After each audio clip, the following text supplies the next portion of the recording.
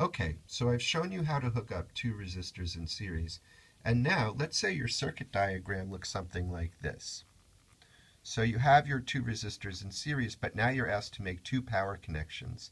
On the top resistor, you're supposed to go to 5 volts, and then on the bottom resistor, you're supposed to go to ground. How would you wire these? So that's the next thing I'd like to show you how to do. So if we go back to the electrical breadboard, we're going to need to hook two wires from the RedBoard to the breadboard. And the way we're going to do that is we're going to look for the 5 volts power on the breadboard. So here's, I go to the pin corresponding to 5 volts that's labeled on the breadboard. And I put in a wire. I'm using a red wire because often I'll use red to indicate a digital high voltage or a high voltage, and black to be 0 volts or ground or something like that. Black is common for ground. So now I go to my electrical breadboard and I put a wire down in a hole adjacent to the hole for the top resistor. So that now I am in a hole that is adjacent to the hole for the top resistor.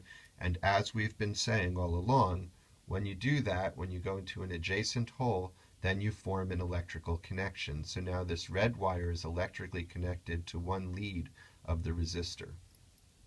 And so now to go into the other hole on the breadboard, I want to go from ground on the breadboard. So I'm going to hook into ground. And now I'm supposed to hook that to the bottom resistor on the far side. And again, I choose a hole that is adjacent to the hole that I've used. It doesn't have to be the next hole over. For instance, this time maybe I'll use this hole. And so now I have achieved the circuit diagram that I gave you in the beginning. Just to remind you, this is the circuit. Maybe I'll put it going the other way so you can see the whole thing more easily. So I go from 5 volts to ground, and that's the circuit that we've realized here.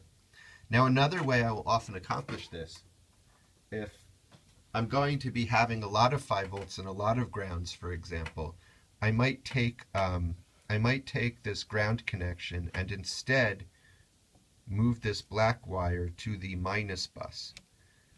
And now this entire column is going to be at ground. And so then I would need an additional black wire to go from the ground bus to the bottom of the second resistor. So allow me to wait 1 second and I'll do that.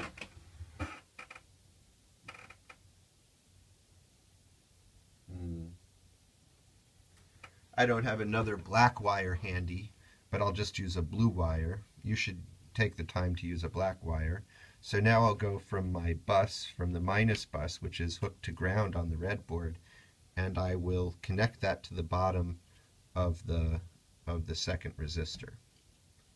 So now I have made an electrical connection for the bottom of the second resistor, and this now is again a realization of that same circuit, but it allows me all sorts of ground pins along that minus bus now. Okay, so that's how I would do that connection.